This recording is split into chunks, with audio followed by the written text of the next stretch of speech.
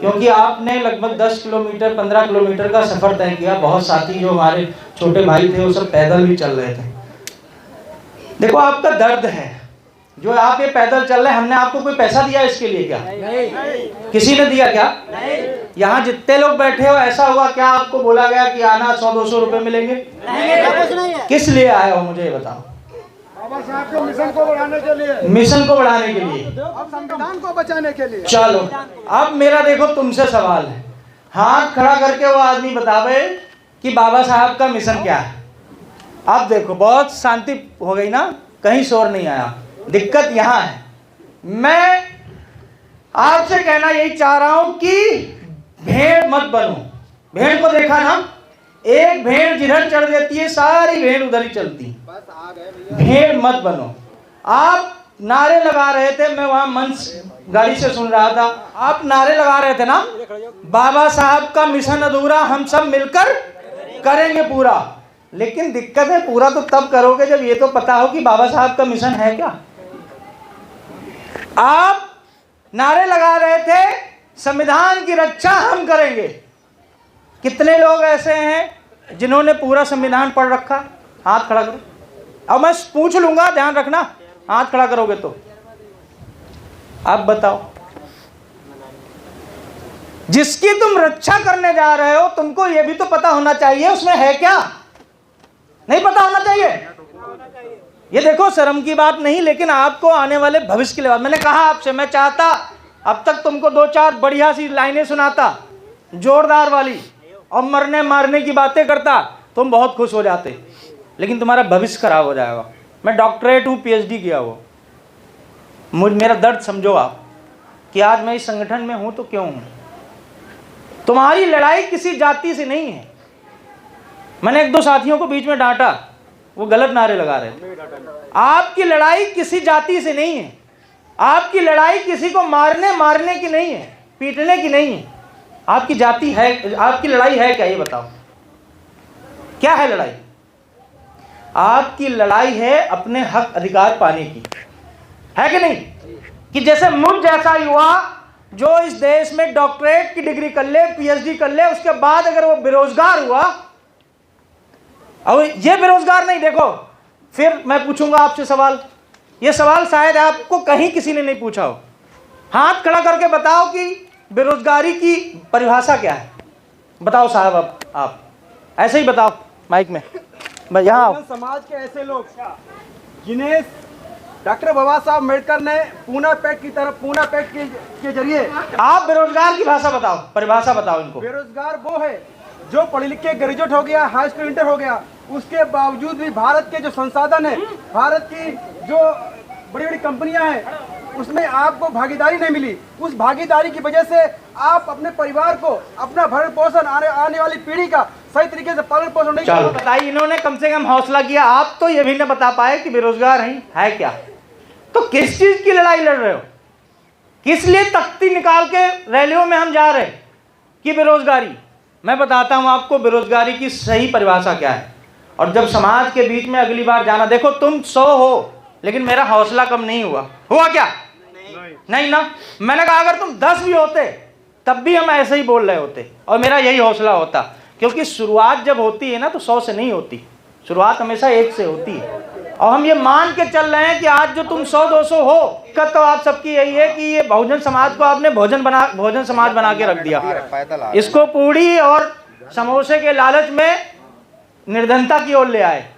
ठीक, अगर ये समाज के ये लोग, आज आप लोग एक दिन अगर भूखे नहीं रह सकते तो आप क्या समाज का भला करोगे? बताओ। बिल्कुल सही कहा। कर पाओगे क्या? नहीं।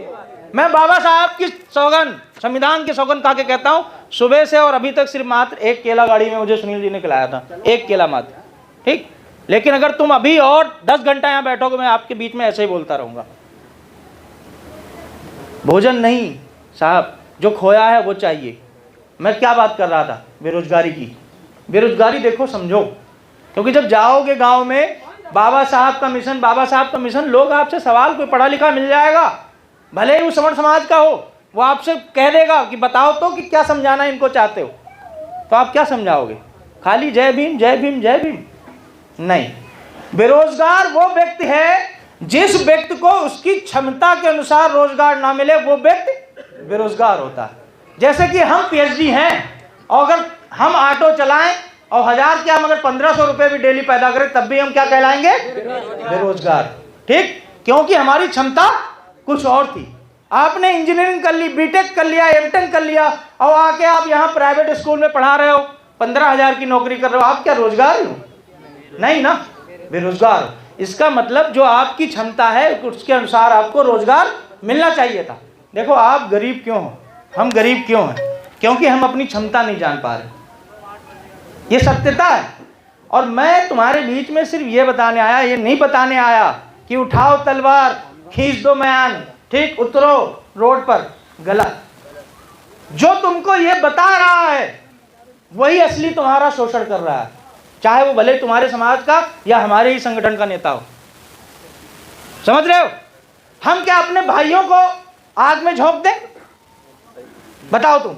अभी हम तुमसे कहें चलो उठाओ तलवार और निकल पड़ो, क्या होगा? इधर बैठे हैं सब कानून के रक्षक, आप पे मुकदमा लगा देंगे, आप पे 3-4 और मुकदमा लगा के आपको जेल में डाल दिए। कौन छुड़ाने आएगा? बताओ, आएगा क्या? हो सकता है आपके बड़े नेताओं को पता भी ना चले कि हमारा कोई छोटा साथी यहाँ पर जेल में बंद है। नहीं ना, बाबा साहब ने हमारे हाथ में क्या दिया? कलम, शस्त्र नहीं दिया। चाहते तो बाबा साहब के अनुयायी इस देश में इतने थे कि अगर वो एक आह्वान कर देते कि उठा लो शस्त्र, तो पता नहीं इस देश में क्या होता। लेकिन क्या उन्होंने कहा? मानवर काशीराम साहब ने गांव-गांव जाकर लोगों को जगाया। आज भी जो बुजुर्ग लोग बैठे होंगे उनके दिलों और दिमाग में मानवर काशीराम साहब की एक छाप है कि नहीं दादा? आप काशीराम साहब को मानने वाले लोग, आपकी लड़ाई किसी को मारने काटने की नहीं है, बल्कि काहे की है? अपने आप को मजबूत करने की। और यकीन मानो जिस दिन तुम मजबूत हो गए ना, उस दिन तुमको किसी की लड़ने की जरूरत नहीं पड़ेगी। बताओ, लड़ने की जरूरत पड़ेगी? सुरक्षा उसकी की जाती है जो कमजोर होता है। कभी तुमने देखा कि पुलिस की सुरक्षा में कोई दूसरी चीज तैनात हो? बताओ, नहीं। हमेशा कमजोर की सुरक्षा की जरूरत पड़ती है आपको। अगर आप ये सोचते हो कि आपकी रक्षा कोई करेगा, इसका मतलब आप कमजोर हो। क्या हो कमजोर तुम? बताओ, कमजोर हो। हमारे बाप दादाओं ने इन्हीं हाथों से जानवरों की खाले उधारी, नहीं उधारी? हाँ, नहीं। अगर तुमको पता, आज तुम सूट बूट पहन ले रहे, आज हम बढ़िया कुर्ता पहन ले रहे, घर पे बैठ के पूछना अपने बाप दादाओं से। अगर ना आपके यहाँ दादा हो तो पड़ोस के किसी दादा से पूछना। हमारे आपके पूर्वजों ने जानवर की खाल उतारने का काम, जूता बनाने का काम, ये सब किया है। कपड़ा धोने का काम, गटर साफ करने का काम ये किया है। तुम क्या चाहते हो कि आने वाले समय में हम तुम भी यही करें? नहीं। बताओ ना, यही चाहते हो क्या? तो कैसे बनोगे नवाब? लड़ाई लड़के? शिक्षा एकमात्र रास्ता है। और जिस दिन तुम शिक्षित हो गए ना, जिस दिन तुम्हारे अंदर सवाल जवाब देने और पूछने की कला आ गई, उस दिन कोई माई का लाल ऐसा नहीं, चाहे कितनी भी बड़ी कुर्सी पर बैठा हो, तुम्हारे सामने नहीं टिकेगा। बताओ, गलत कह रहा हूं? तो कैसे बदलेगा ये? खाली 250 रुपए की 300 रुपए की मजदूरी करके और परिवार चला लेने से मात्र बदल जाएगा क्या? इसके लिए आपको बदलाव लाना पड़ेगा।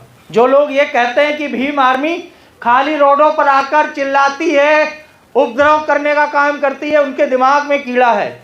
मैं आपको भी बताऊं, वो वाली भीम आर्मी की परिभाषा मत डालना अपने दिमाग में। आज आपको पता नहीं, मैं उत्तर प्रदेश का प्रदेश अध्यक्ष हूं, उसके नाते आपको बता रहा हूं, पूरे प्रदेश में कम से कम 2500 भीम आर्मी पाठशालाएं चल रही। बिल्कुल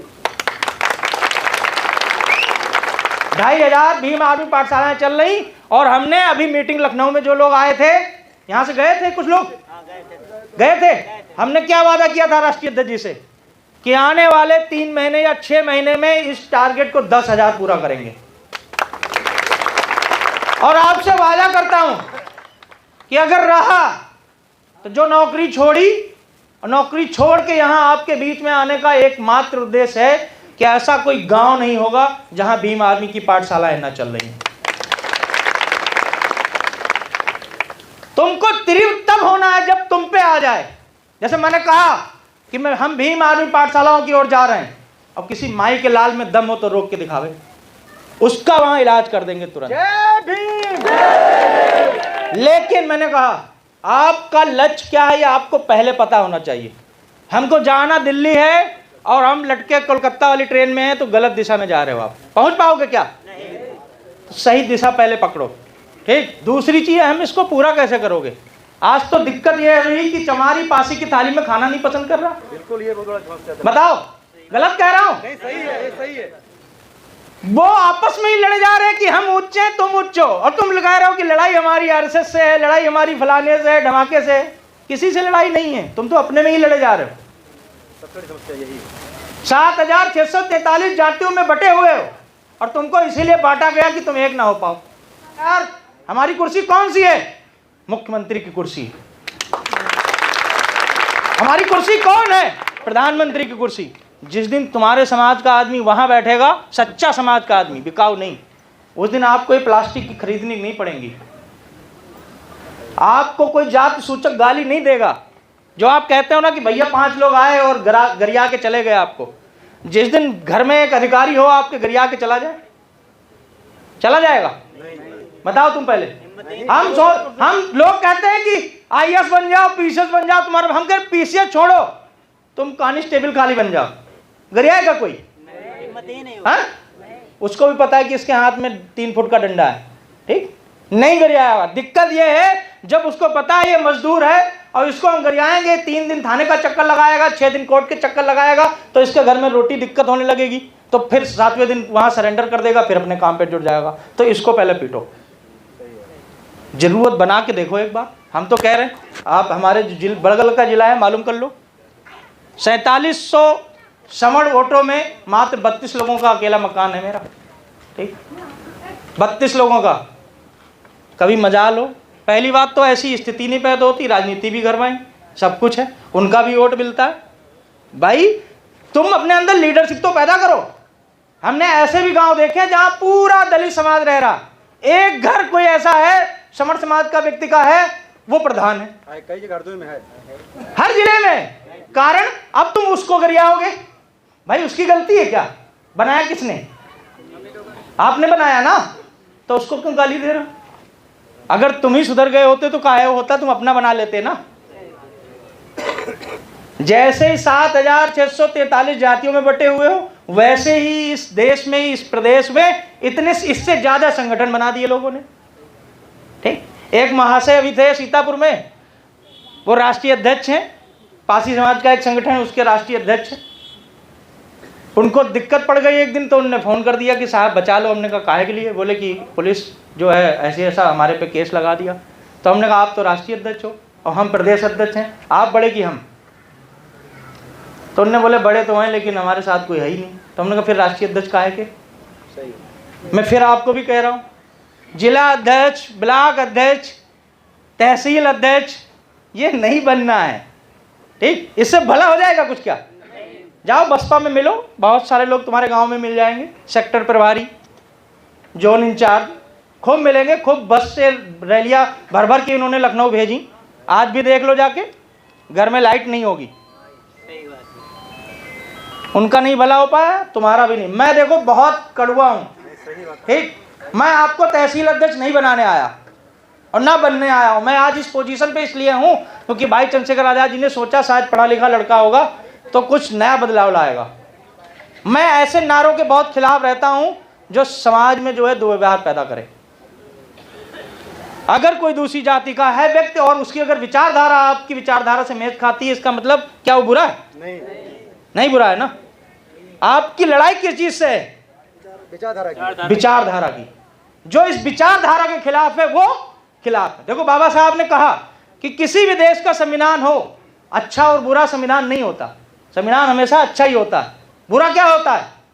उसको चलाने वाले लोग। अगर ये संविधान गलत हाथों में लग गया तो आपकी बर्बादी। और यही है, अगर संविधान सही हाथों में है तो सब कुछ सही होगा। हमारा देखो, आप पूछोगे आप सवाल कि साहब फिर उद्देश्य क्या है आपका? उद्देश्य ये है कि जिनके पास गाड़ी है उनके पास तो गाड़ी रहेगी, उनकी तो सब कोई सुन लेगा, लेकिन तुम्हारी कौन सुनेगा? 300 रुपये मजदूरी करने वाली की कौन सुनेगा बताओ? एक जिले की बात बताऊं, मैं वहाँ के एसएसपी थे, बड़े सज्जन व्यक्ति हैं। जब उनसे मेरी एक बार मुलाकात हुई तो वो बहुत सपोर्ट करते थे। तो मैंने उनसे पूछा कि साहब आपकी बड़ी तारीफ सुनी, आप गरीबों की बड़ी मदद करते हो, कोई केस वेस लेके आया था आप तुरंत FIR करते हो, अगर किसी SHO ने मना भी कर दिया तब भी वो करवा देते थे। तो उन्होंने एक बात मुझसे कही, मैं आपसे भी बात बताना चाहता हूँ। वो बोले देखो, जो पैसे वाला है वो तो ले दे के करवा लेगा, जिसकी राजनीति में पहुंच है वो विधायक और सांसद से फ़ोन करके करवा लेगा, लेकिन इस गरीब आदमी का कौन है? तो जब तक इस कुर्सी पे बैठा हूं तब तक इनका भला करता रहूँगा, क्योंकि इस कुर्सी के बाद उन्होंने मुझसे कहा, क्योंकि इस कुर्सी के बाद भी मुझे भी रिटायर होना है, तो कहीं ऐसा ना हो कि जब मैं रिटायर हूं तो मैं कोर्ट कचहरी के चक्कर काटूं। ताकत आपके पास में सीमित समय के लिए है, अगर उस ताकत का आप गलत इस्तेमाल करोगे तो एक दौर ऐसा आएगा कि जब शेर बूढ़ा हो जाता है ना, उसको भी गिद्ध खाते। तो उनको समझाओ जिनको ऐसा लगता है कि हम बहुत ताकतवर हैं, तुम्हारा शोषण करेंगे, तो अगर गलत फहमी मत हो। कोई दिखाना उनको तालाब सूखता हुआ, कि जब वही तालाब भरा होता है तो मछलियां चींटियों को खाती, और जब तालाब सूख जाता है वही चींटियां फिर मछलियों को खाती।